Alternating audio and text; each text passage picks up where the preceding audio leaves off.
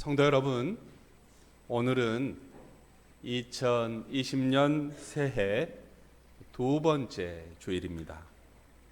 오늘 오후 예배는 재직 헌신 예배와 재직 세미나가 예정되어 있습니다.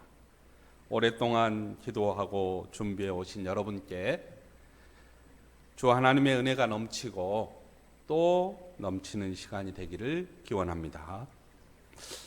우리 앞뒤 양옆에 있는 분들과 인사를 나누겠습니다. 사랑합니다. 당신은 아름다운 일꾼입니다. 사랑합니다. 당신은 아름다운 일꾼입니다. 새로 오시는 분 손도 한번 잡아주시고 한 번만 다시 해볼까요? 사랑합니다. 당신은 아름다운 일꾼입니다. 장훈수 장로님 뒤에 계신 분도 손 한번 잡아주시죠. 뒤에 계신 분.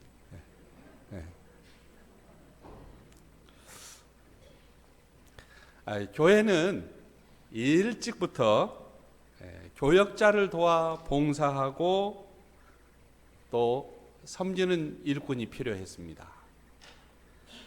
이 일꾼들을 재직이라고 불렀습니다.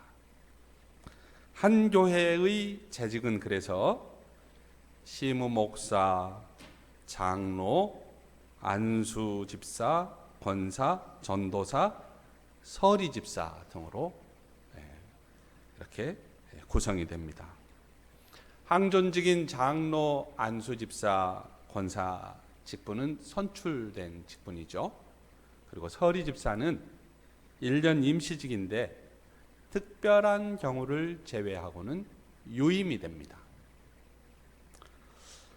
2020년 올해 우리 교회의 재직은 주보를 한번 보실래요? 주보 보시면 속지 가운데 부분에 이렇게 2020년 교회 청지기 해서 순천 동명교회 재직해서 이렇게 쭉 나와 있습니다. 이름들이. 내 이름이 어디 있냐? 이제 그것은 집에 가서 좀 찾아보시고. 여기에 아직 이름이 올라와 있지 않는 성도들이 있어요. 이것은 소외된 것이 아니고 규정이 있기 때문에 그렇습니다. 가령 서리 집사의 자격은 만 25세 이상이 되어 교인의 의무를 성실하게 이행하는 성도 중에서 임명하죠.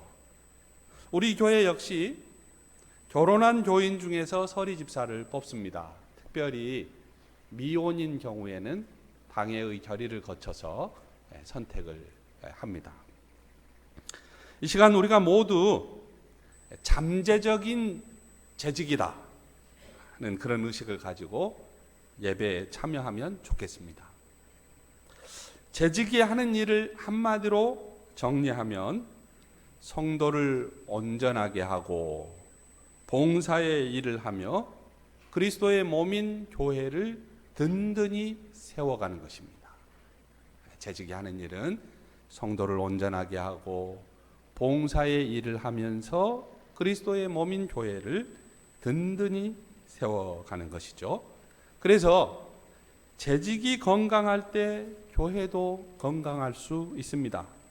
그리고 충성스러운 재직이 있는 교회가 성장합니다. 그런데 신실한 재직은 저절로 되는 것이 아니에요. 양질의 양육과 훈련을 통해 만들어집니다. 무엇보다도 먼저 임직했거나 임명을 받은 선배들의 삶이 중요해요. 좋은 선배의 섬김과 신앙은 후배들의 믿음과 삶에 큰 영향을 주기 때문입니다. 내가 신앙 선배의 모델을 본받는다는 것이에요. 그래서 교회는 가만히 보면 흐름이 이렇게 위에서부터 쭉 내려오죠. 그래서 내가 저분을 본받아야 되겠다. 그런 분들이 많으면 교회가 활기차고 따뜻하고 환대가 넘치고 이러는 것이죠. 성도 여러분, 여러분은 살면서 정말 신나고 가슴 벅찬 순간이 있었는지 모르겠습니다. 재직이 된다는 것은요, 신나는 일이에요. 가슴 벅찬 일입니다. 동영상 한 편을 소개합니다. 여자 어린이가 너무나 신이 나서 울음을 터뜨리는 모습인데요. 한번 보겠습니다. 잘 보셨어요? 교회의 재직들에게 있어서 정말 신나는 일이 무엇일까 생각해 보았습니다. 누군가가 담임 목사인 저에게 재직이 누구입니까? 다시 말해 재직의 정체성을 묻는다면 저는 이렇게 대답할 것입니다. 믿음을 앞장 세우고 하나님의 일을 하는 교회의 일꾼이다 라고 말입니다.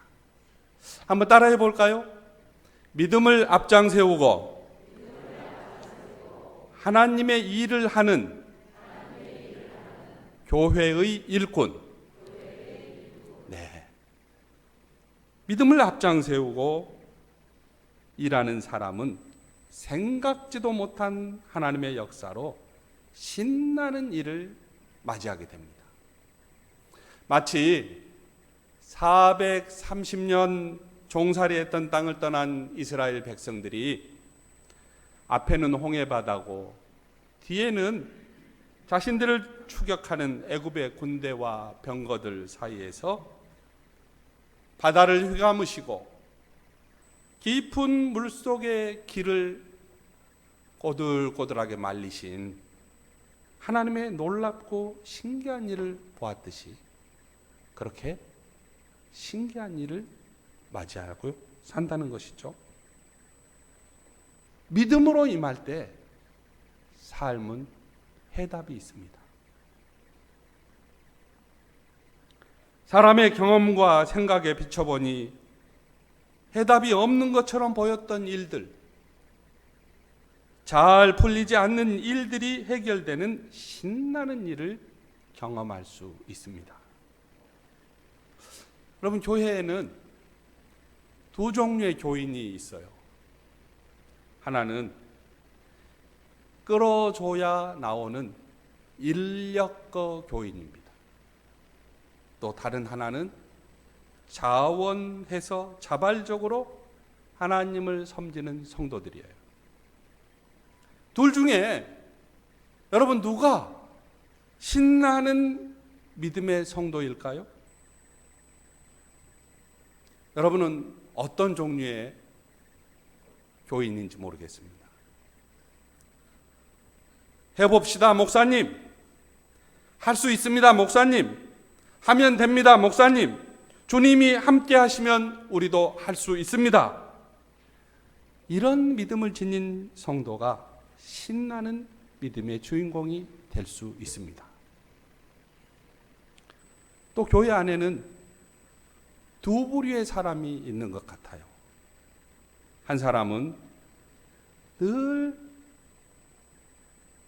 나쁘다고 하지만 다른 한 사람은 어떠한 문제를 만나든지 좋은 면을 먼저 봅니다. 하나님의 일을 하는 데는 긍정적인 사람들과 함께하는 것이 축복이에요. 재직은 부정적 입장에 서기보다는 하나님의 일을 할 수 있다면 즐기면서 하도록 독려하는 사람이에요. 그리고 또 그렇게 일을 합니다. 하나님의 일은 즐기면서 임하면 사명이 되고요. 하나님의 일을 억지로 하면 노동이 됩니다. 즐기면서 하면 뭐라 그랬죠? 사명이에요. 억지로 하면 뭐라 그랬죠? 노동이에요. 히브리서 11장은 믿음장으로 알려진 성경이죠. 함께 읽은 본문은 23절에서 29절까지 믿음의 본을 보여준 모세의 신앙과 삶의 모습을 우리에게 제시하고 있습니다. 출애굽의 지도자 모세를 히브리서는 어떻게 정리하고 있는가? 여러분 생각해 보세요. 성경책을 가만히 놓고 보세요. 출애굽기 그러면 성경의 앞부분에 있잖아요. 구약에 있어요. 히브리서 그러면 신약인데 신약의 뒷부분에 있어요. 그러니까 까마득하게 옛날 사람 모세를 신약성경 히브리서가 어떻게 이 사람을 정리하고 있는가? 이것은 역사적 평가도 이런 역사적 평가는 없어요. 오직 영적인 믿음의 눈으로 보는 평가이지 않겠습니까? 모세가 태어났을 때 그 부모가 3달 동안 아이를 숨겨두었어요. 부모들은 비록 어린 아이이기는 하지만은 모세에게서 하나님 일꾼의 모습을 발견한 것이죠. 그들은 믿음으로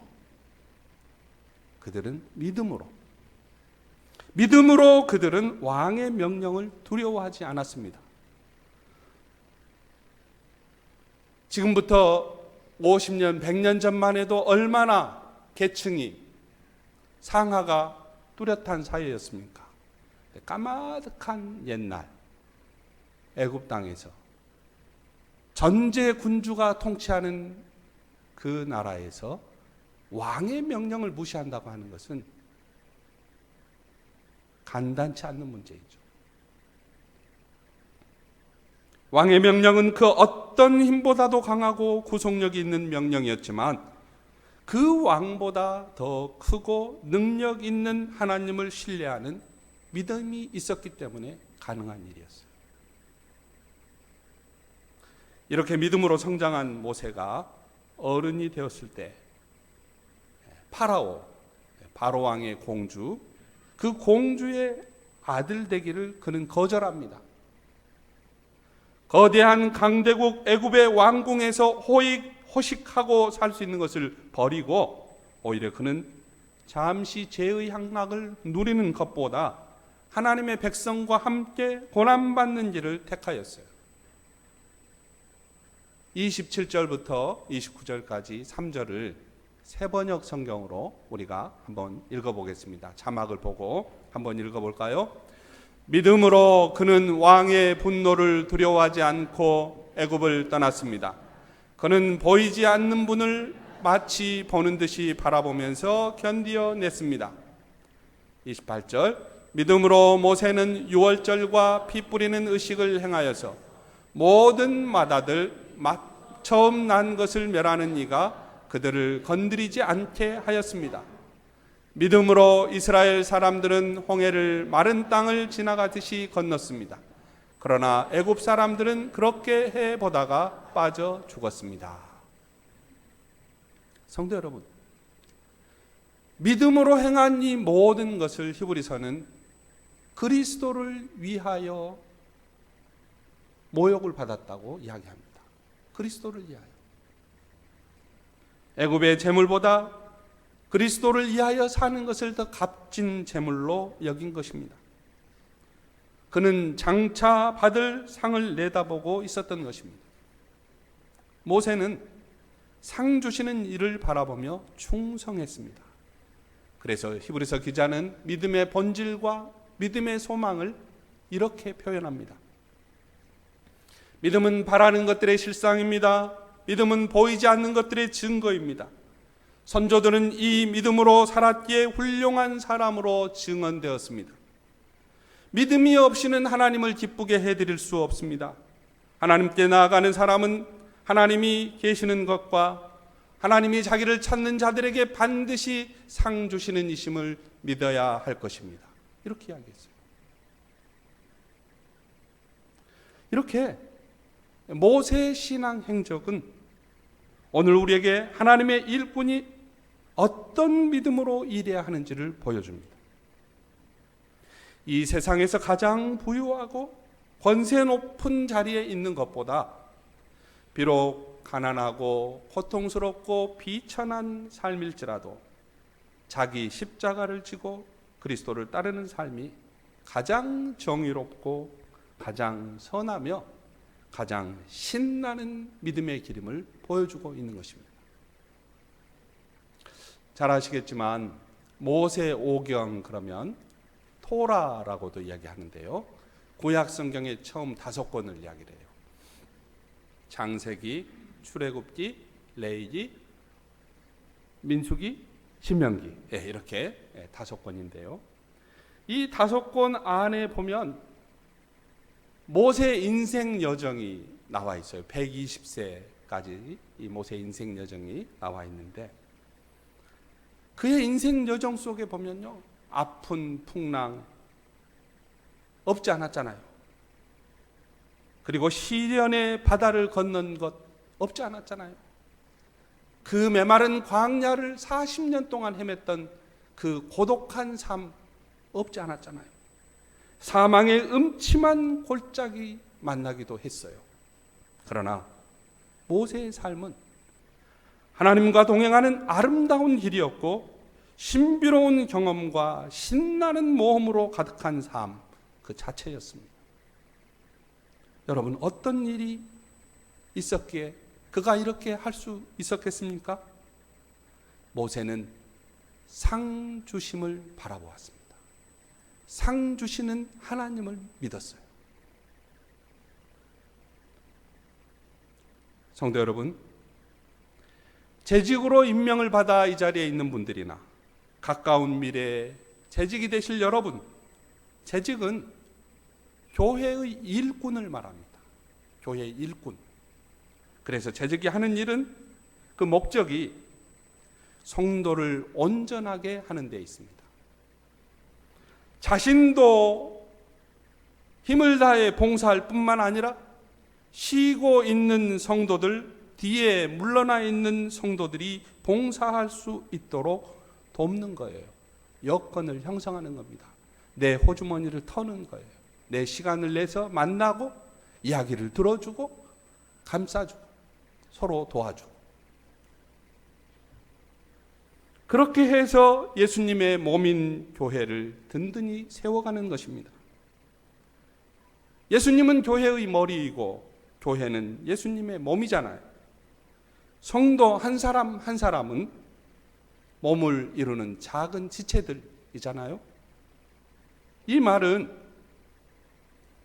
성도 한 사람 한 사람이 지체의 역할을 다하지 않으면 주님의 몸이 건강할 수 없다는 것을 의미합니다. 그러기에 성도들이 일하지 않는 교회, 극소수의 성도만이 일하는 교회, 자신의 필요만을 채우기 위해 신앙생활하는 성도들이 많은 교회는 건강해질 수가 없는 거예요. 교회가 든든히 세워지지 않으면 세상을 섬길 수가 없습니다. 세상을 섬길 수 없으면 어떻게 되느냐? 교회가 신뢰를 잃어요. 하나님의 이름이 높임을 받지 못합니다. 교회가 든든히 세워진다고 하는 것은 큰 교회가 된다는 뜻이 아니에요. 건강하게 된다는 뜻이죠. 건강한 교회가 세상을 포용할 수 있습니다. 건강한 교회가 세상을 품을 수 있어요. 성도 중에는 섬겨야 한다, 봉사해야 한다 하는 이런 말이 마음에 힘든 사람도 있는 건 사실이에요. 주일에 예배 드리는 것도 나에게는 큰 희생인데 교회 일을 하라고?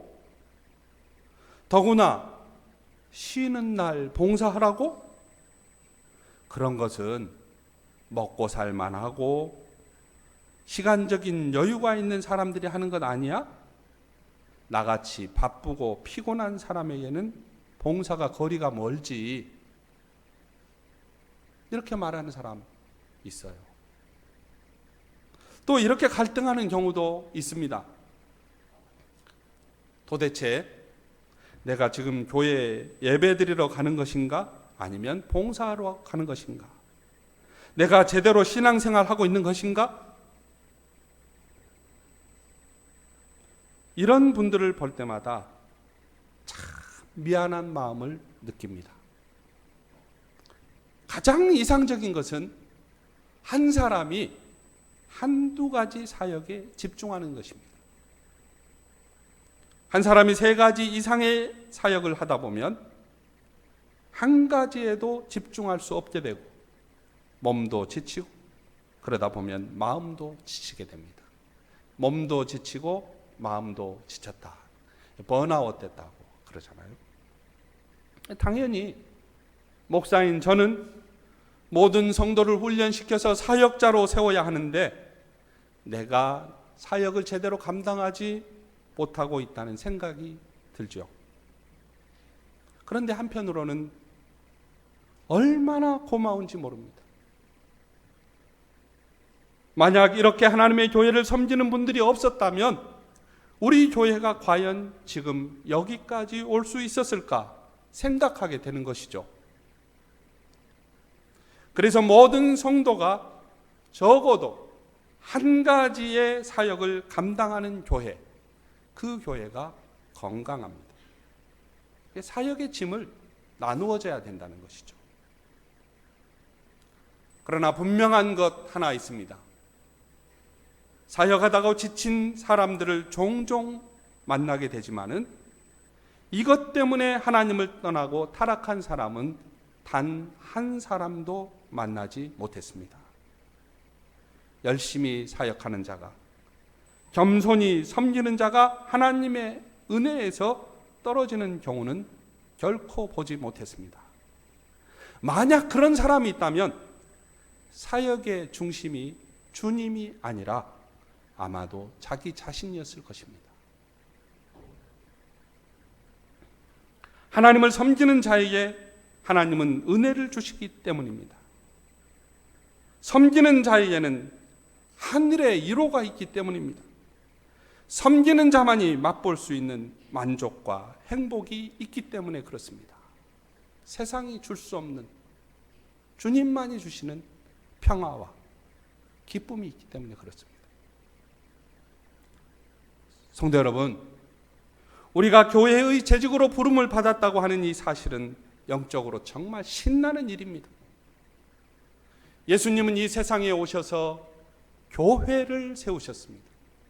학교를 세우거나 고아원을 세우거나 양로원을 세우지 아니하고 교회를 세웠습니다.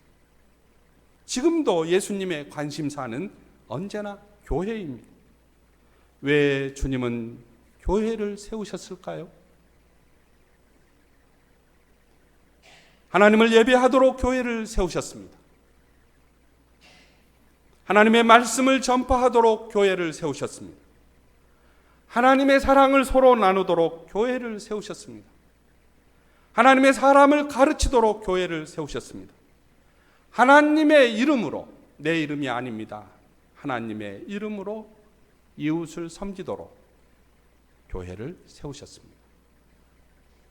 우리는 이 일에 부름받은 교회의 재직, 하나님의 청지기입니다. 하나님 교회의 일꾼으로서 모든 성도가 한두 가지 사역을 감당하여 건강한 교회를 세우고 이 일로 인하여 더욱 신나는 성도, 천국의 일꾼들이 되시기를 주님의 이름으로 축복합니다.